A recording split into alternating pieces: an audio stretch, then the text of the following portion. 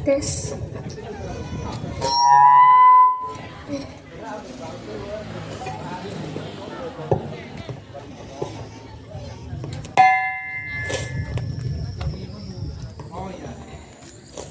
Uut mi kotano gayo sembayak bajungku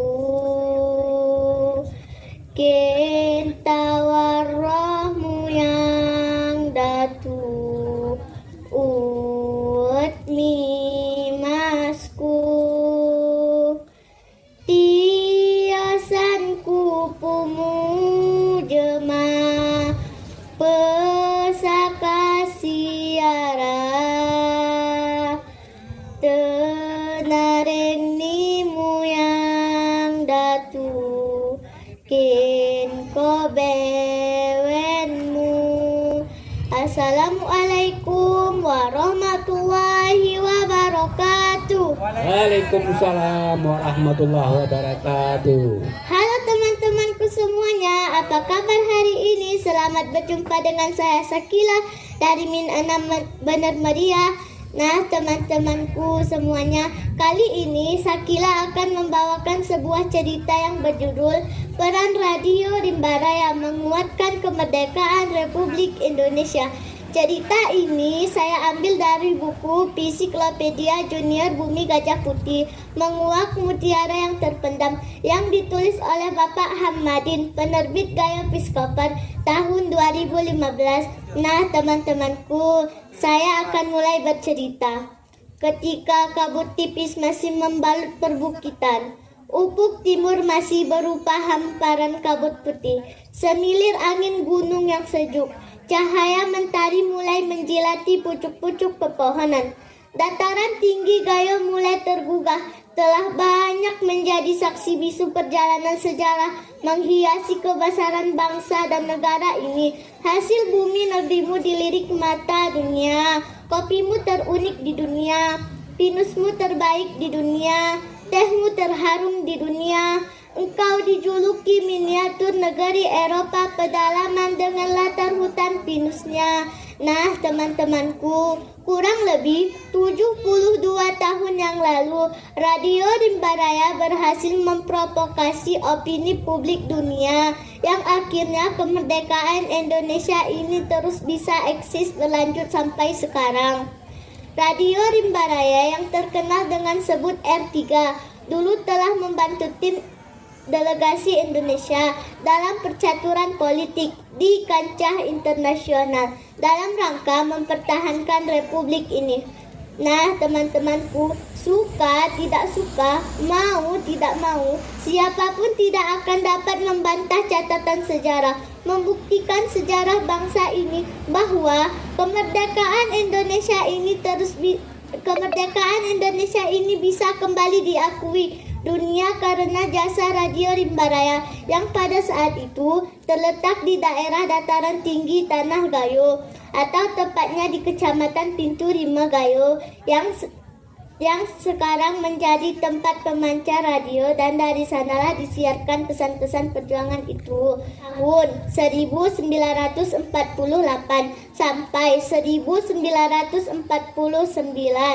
Perjuangan mempertahankan kemerdekaan Republik Indonesia. Dan Radio Rimba Raya ini pada masa pemerintahan darurat Republik Indonesia. Pada waktu itu, Yogyakarta yang merupakan ibu kota pemerintahan Indonesia dan mengumumkan lewat radio Hilversum miliki Belanda kepada dunia bahwa negara Indonesia tidak ada lagi. Tapi dengan suara yang sayup lantang dari dataran tinggi Tanah Gayo, Radio Rimba Raya membantah berita tersebut dan mengatakan bahwa Indonesia masih ada. Akhirnya akibat berita yang disiarkan itu, banyak negara dunia dengan serta-merta mengakui kemerdekaan Indonesia. Dan dengan adanya berita yang disiarkan R3 merupakan pukulan berat bagi pemerintah Belanda. Provokasi yang dilakukan Belanda pada saat Radio Rimba Raya pada saat itu telah bisa mempengaruhi publik dunia. Diyakini beberapa alasan atau faktor yang mendorong sebuah pemancar didirikan di belantara hutan Tanah Gayo, yakni antara lain sebagai berikut. Pertama, untuk melawan suara radio Belanda yang dipancarkan dari Medan dan Sabang, yang hampir setiap malam melancarkan peristiwa perang urat syarab terhadap para pejuang dan penduduk di daerah bagian utara, yakni Aceh dan Sumatera Utara. Nah, teman-temanku, perang suara di udara antara Radio Rimba Raya yang kadang-kadang menamakan dirinya Suara Indonesia Merdeka dipancarkan semula dari desa Krung Simpur, terus berlangsung seru dengan radio milik Belanda di Medan, Radio Batavia, bahkan juga Radio Hilversum di Holland. Debat ini dipantau oleh Kepala Perwakilan RI di PBB India, Dr. Sudarsono, lewat Radio Penang di Malaya, dan meneruskannya kepada Kepala Perwakilan RI di PBB LN Palar.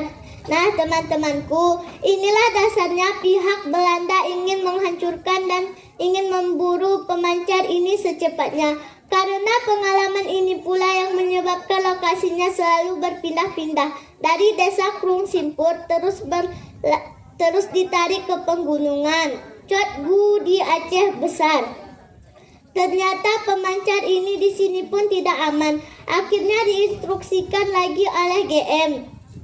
Telah bisa mempengaruhi publik dunia. Kedua, dengan terpilihnya dataran tinggi Tanah Gayo sebagai trupal basis gerilya, jangka panjang sudah tentu diperlukan sebuah pemancar di belantara hutan Tanah Gayo. Tekanan tinggi sudah tentu dapat diandalkan.